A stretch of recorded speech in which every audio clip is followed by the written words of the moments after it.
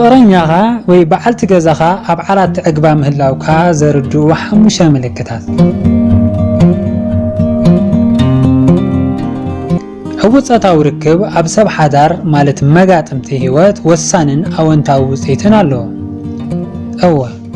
ዕውፀታዊ ርክብ ኣብ ዝህሉ ናይ መጋጥምቲ ናይ ፍቕሪ ህይወት ብ10 ዕጽፊ ዝሓሸን ሓጎስ ተመልአን ከም ዝኸውን ብዙሓት ምሁራት ስማዕምዕሉ ሓቂ እዩ። እምበኣርገስ እዚ ነገር ኣገዳሲ ካብ ኮነ ሎማዓንቲ መጋጥምትኻ ከም ዝዓገበት ንምፍላጥ ዝሕግዙ መንገድታት ከነጽረልኩም እዩ። ነዞም ምልክታት ፈሊጥኩም ድማ ዝጎደለ መለየኹም ምቁር ናይ ፍቕርን ሓዳርን ህይወት ክህልወኩም ልባዊ ባህገ እዩ።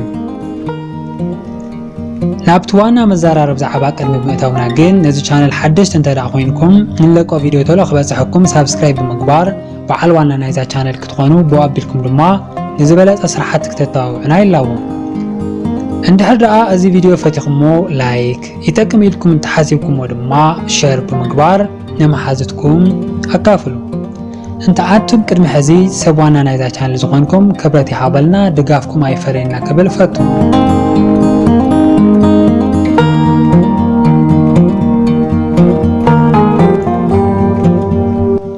መጋጥምትኻ ወይ ፍቕረኛኻ ኣብ ዓራት እንዳረኽዐት ከም ዘላ ንምፍላጥ ዝሕግዙ ሓሙሽተ ምልክታት።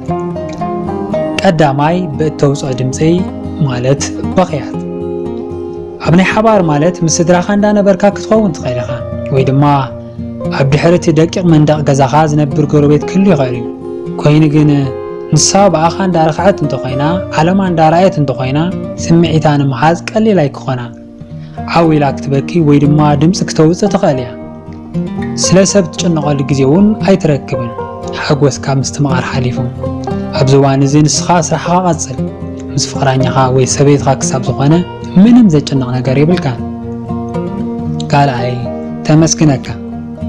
ብትኽክል እንተደኣ ረኺዓ ክተመስግነካ ትኽእል እያ። ምናልባት ቃላውፅያ እንተዘይተዛረበት ብተግባር ምስጋና ክትገልጸልካ ትኽእል እያ። ኣባኻ ዘለዋ ፍቕሪ እውን እንዳወሰኸ ክመጽእ ይኽእል እዩ።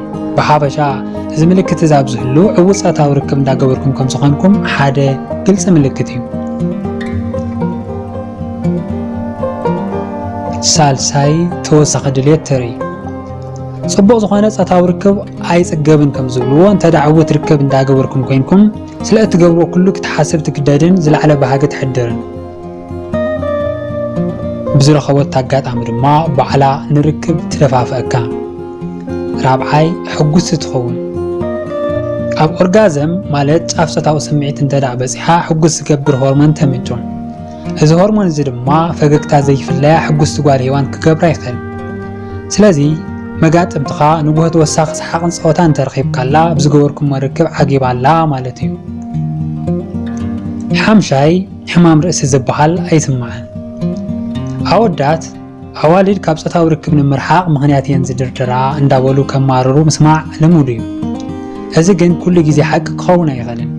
ብትኽክል ብርክብኩም ሕጉስቲ እንተደኣ ኮይና ኣይደልንካ ምባል ሕራይ ንኽትብል ዝገብርዋ ብዙሓት ምኽንያታት ትረክብ። በቲ በለ በቲ ንዝሓሸ ርክብን ናይ ፍቕሪ ህይወትን ብግልፂ ክጥይቓ ኣለካ። ንዘሎ ፀገብ ድማ ናይ ሓባር መፍትሒ ንምምፃእ ምፍታን ብጣዕሚ ኣገዳሲ ነገር እዩ። መብዛሕትኦም ምስ ዝተተሓዙ ፀገማት ሰኣን ብግልፂ ምዝራብ ዝመፁ እዩ። ንሎሚ ሒዘልኩም ዝመፃኹ ነዚ ይመስል ነይሩ። ብኻልእ ክሳብ ንራኸብ ሰሰና እዩ።